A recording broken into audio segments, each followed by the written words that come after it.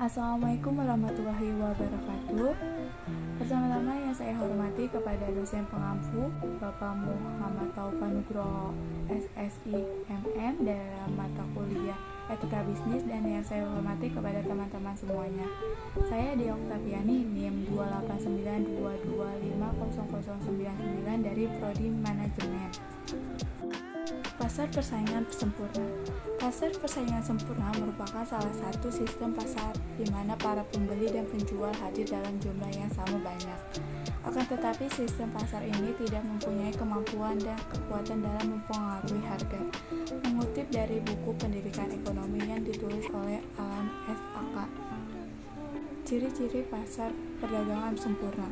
Yang pertama, jumlah penjual dan pembelinya sangat banyak. Yang kedua, barang yang diperdagangkan bersifat homogen. Yang ketiga, penjual maupun pembeli memiliki kebebasan keluar masuk pasar atau free entry and free exit. Yang keempat, tidak ada hambatan dalam mobilitas sumber ekonomi dari suatu usaha ke usaha lain. Yang kelima, penjual dan pembeli memahami keadaan pasar secara sempurna. Yang keenam, penjual dan pembeli bebas mengadakan perjanjian. Yang ketujuh, pemerintah tidak ikut campur tangan tentang harga, baik langsung maupun tidak langsung. Pasar bebas. Pasar bebas merupakan perdagangan yang berfokus pada penjual berdasarkan mekanisme penawaran dan permintaan tanpa melibatkan campur tangan pemerintah. Tujuan pasar bebas ada 3. Yang pertama, memperluas pasar. Yang kedua, meningkatkan perekonomian negara. Yang ketiga, sarana pertukaran teknologi. Ciri-ciri pasar bebas. Yang pertama, semua sumber beserta alat produksi dapat bebas dimiliki dan diatur oleh semua pihak. Yang kedua, terdaftar pembagian kelas-kelas pekerja dan pemilik modal dalam sistem perekonomian. Yang ketiga, persaingan terketat antar perusahaan demi mencapai keuntungan sebanyak mungkin. Keempat, campur tangan pemerintah dalam mekanisme pasar semakin dibatasi atau bahkan tidak ada sama sekali. Yang kelima, para produsen bebas menentukan harga dan target pasar mereka. Contoh pasar bebas.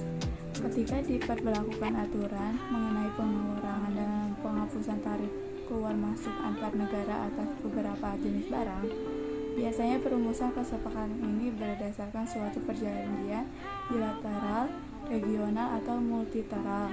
Misalnya, pembentukan ASEAN Free Trade Area yang merupakan zona perdagangan bebas guna meningkatkan daya saing ekonomi negara-negara anggota ASEAN. Pasar persaingan tidak sempurna. Pasar persaingan tidak sempurna adalah struktur pasar di mana jumlah penjual lebih sedikit daripada jumlah pembeli. Walaupun berjumlah sedikit, penjual dari pasar persaingan tidak sempurna berhak atas penjualan produk tertentu, dan hanya mereka yang boleh atau mampu menjual produknya dengan jumlah terbatas. Ciri-ciri pasar persaingan tidak sempurna. Yang pertama, ketidakseimbangan penjual dan pembeli. Yang kedua, penjual menentukan harga. Yang ketiga, sulit berpartisipasi. Yang keempat, tidak ada barang pengganti. Monopoli. Kata monopoli sendiri berasal dari bahasa Yunani. Monos berarti satu dan polein berarti menjual. Pasar monopoli adalah kondisi di mana hanya ada satu atau sedikit penjual di dalam pasar sehingga tak ada pihak lain yang menyainginya. Pasar ini menjadi bentuk interaksi antara permintaan dan penawaran di mana hanya ada satu produsen yang berhadapan dengan banyak konsumen. Ciri-ciri monopoli. Yang pertama, tidak ada barang pengganti yang serupa. Yang kedua, industri satu perusahaan. Yang ketiga, promosi iklan yang dibutuhkan. Yang keempat, perusahaan lain sulit masuk dalam industri. Jenis-jenis monopoli. Yang pertama, monopoli alamiah atau monopoli natural. Pasar monopoli alamiah terbentuk ketika cangkupan pasar sangat kecil sehingga hanya bisa mengakomodasi satu penjual saja. Karena bisa jadi potensi keuntungan tidak menggiurkan sehingga hanya satu penjual yang tertarik menyediakan barang atau jasa tersebut. Kedua, monopoli legal berdasarkan hukum. Pasar monopoli legal berdasarkan hukum merupakan komoditas atau jasa yang diatur pemerintah hanya boleh dipasarkan satu penjual atau satu perusahaan saja. 3. Monopoli lokal regional. Pasar monopoli lokal regional terjadi ketika perniagaan barang monopoli hanya terjadi di area terbatas pada wilayah tertentu. Dampak monopoli. Yang pertama, membuat konsumen tidak memiliki kebebasan. Yang kedua, kesenjangan dalam pembagian pendapatan usaha. Yang ketiga, menghambat inovasi dan teknologi. Contoh monopoli. Yang pertama, PT Perusahaan Listrik Negara (PLN) sebagai penyedia listrik. Yang kedua, Perusahaan Daerah Air Minum (PDAM) sebagai penyedia air bersih. Yang keempat, PT Pertamina sebagai penyedia bahan bakar. Yang keempat, PT Kereta Api Indonesia (KAI) sebagai penyedia layanan transportasi kereta api. Oligopoli. Menurut Kamus Besar Bahasa Indonesia KBBI, arti dari oligopoli adalah keadaan pasar dengan produsen pembekal barang hanya berjumlah sedikit sehingga mereka atau seorang dari mereka dapat mempengaruhi harga pasar, atau keadaan pasar yang tidak seimbang karena dipengaruhi oleh sejumlah pembeli. Ciri-ciri oligopoli. Yang pertama, terdapat dua produsen atau lebih. Yang kedua, produk yang dijual bersifat homogen. Yang ketiga, harga antara produk yang relatif sama. Yang keempat, membutuhkan kematangan strategi marketing. Yang kelima, kebijakan dari produsen utama akan mempengaruhi produsen lain atau produsen cabang. Yang keenam, produsen baru kesulitan dalam memasuki pasar. Jenis-jenis oligopoli. Yang pertama, pasar oligopoli homogen atau murni. Pasar oligopoli homogen sering disebut juga dengan pure oligopoli. Pasar ini terdapat beberapa produsen yang menjual produk yang identik sehingga sulit untuk dibedakan. 2. Pasar oligopoli terdiferensiasi. Arti dari terdiferensiasi adalah dapat dibedakan, jadi produk yang dijual di pasar ini adalah produk homogen yang produknya bisa dibedakan. Harga produk yang dijual tidak sama dengan harga produk produsen lainnya. Contoh oligopoli. Yang pertama, industri semen. Yang kedua, industri kendaraan bermotor. Yang ketiga, perusahaan rokok. Yang keempat, layanan telekomunikasi. Yang kelima, jasa penerbangan. Yang keenam, produk mie instan. Yang ketujuh, pabrik handphone. Yang kedelapan, transportasi online. Monopsoni. Monopsoni adalah keadaan di mana suatu pelaku usaha pembeli menguasai penerimaan pasukan atau menjadi pembeli tunggal atas barang dan jasa dalam suatu pasar komoditas. Pasar monopsoni timbul karena pengkhususan sumber untuk digunakan untuk pemakai tertentu dan imobilitas sumber yang digunakan dalam suatu daerah tertentu atau suatu perusahaan tertentu, sehingga ia memiliki kemampuan untuk menetapkan harga. Ciri-ciri monopsoni. Yang pertama, hanya ada suatu pembeli. Yang kedua, pembeli bukan konsumen tetapi pedagang atau produsen. Yang ketiga, barang yang dijual berupa barang mentah. Yang keempat, harga sangat ditentukan oleh pembeli. Contoh monopsoni. PT KAI Indonesia adalah satu-satunya perusahaan yang menguasai penentuan harga berbagai peralatan dan perlengkapan kereta api di Indonesia, dikarenakan tidak ada perusahaan resmi perkeretaan apian selain PT KAI Indonesia. Oligopsoni. Pasar oligopsoni merupakan salah satu bentuk pasar yang di dalamnya terbentuk dua atau juga lebih pembeli, umumnya pelaku usaha yang menguasai pasar dalam hal penerimaan pasokan atau juga berperan sebagai pembeli tunggal atas suatu barang atau jasa di dalam suatu pasar komoditas. Ciri-ciri oligopsoni. Yang pertama, terdapat beberapa pembeli. Yang kedua, umumnya pembeli adalah distributor.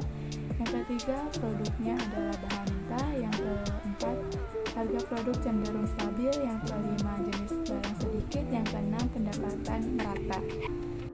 Contoh oligopsoni, misalnya pasar botol ya di sebuah desa. Di sini Petani wortel ini dapat menjual wortel mereka kepada beberapa pedagang di desanya untuk bisa dijual kembali ke kota.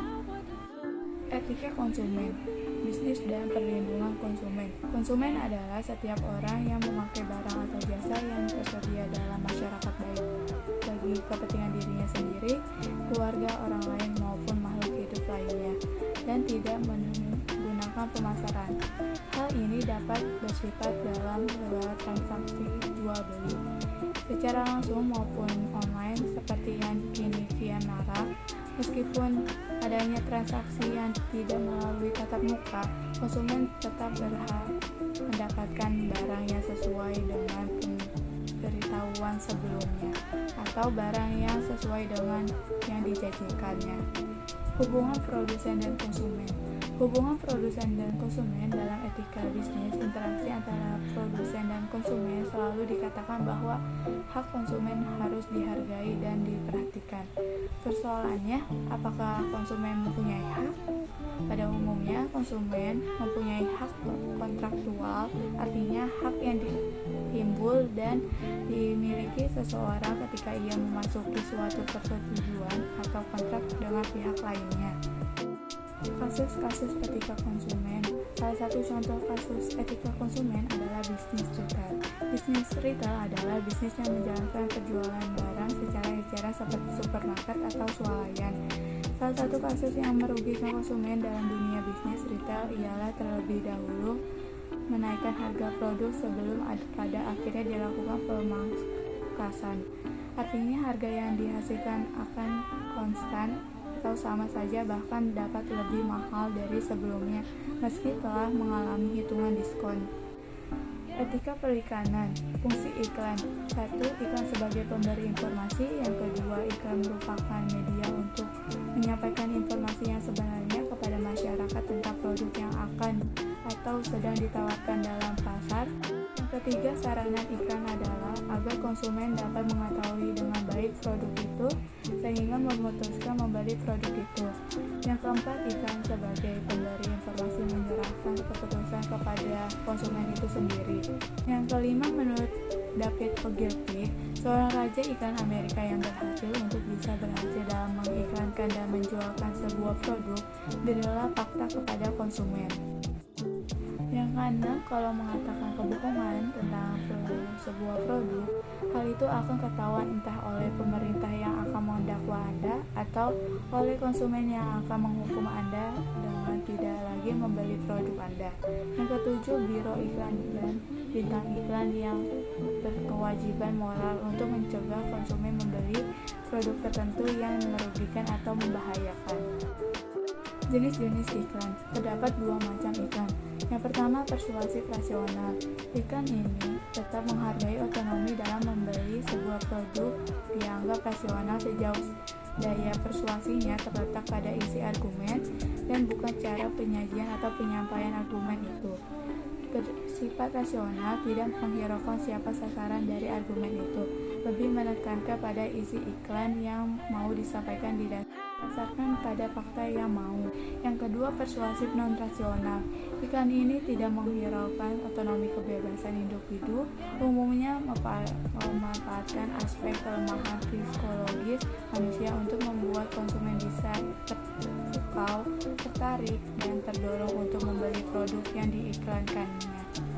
Daya persuasi terletak pada cara penampilan. Yang dipentingkan adalah pesan yang ditampilkan dalam memanfaatkan efek suara, mimik, lampu, gerakan tubuh, dan semacamnya. Kasus etika perikanan, contohnya iklan sepatu boot dari New Era. Sempat tayang di tahun 2015, iklan sepatu boot dari New Era ini justru membuat sejumlah stasiun TV mendapat peringatan dari KPI. Pasalnya, iklan ini menampilkan model wanita dengan pakaian seksi dan goyangan erotis. Secara sederhana, tidak ada hubungannya antara sepatu boot dengan wanita seksi, bukan?